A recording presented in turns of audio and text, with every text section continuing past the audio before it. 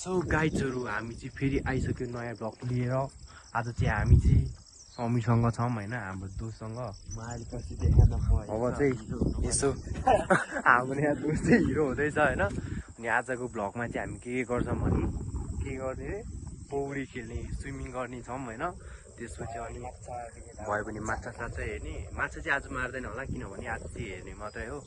खोलामा टन्नै माछा नै पाउँछ।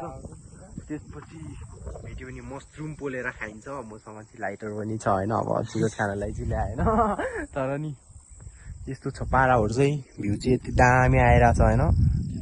यसलाई चाहिँ चुन्नुङ्गा भन्छ के। यो भित्र चाहिँ के बस्छ अरे एटी हैन समेर हैन। यहाँतिर चाहिँ यस्तो गाई चरिरहेछ हैन। कृष्णको गाई, कृष्ण भगवानको। चल्दिउँ ल। अब चाहिँ जान्छौँ हामी पौडी खेल्नलाई। So don't forget to subscribe our channel. त्यति नै भन्छु। अरे A few moments later. गाइजहरु अहिले चाहिँ हामी चाहिँ अब पौडी खेल्न लागिरहेको छौँ हैन, नाङ्गो एप्समा हैन। अनि हामीले खेल्ने चाहिँ योदा हो। ओए कट्टु आयो चाक्छ योदा हो हैन।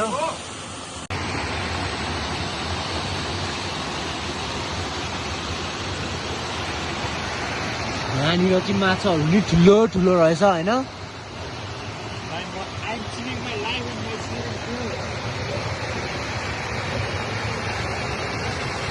ए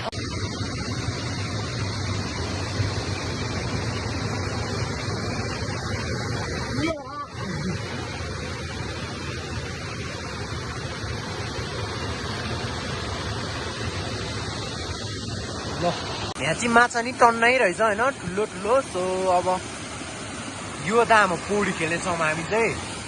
लाइक सब्सक्राइब गरिदिनु होला, त्यति नै भन्छु।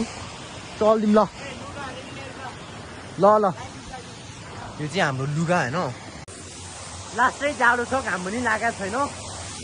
यहाँ चाहिँ तक्लुमै बसिसक्यो कपाल चाहिँ।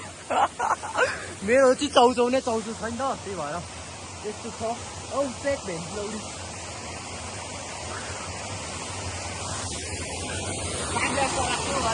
A few moments later.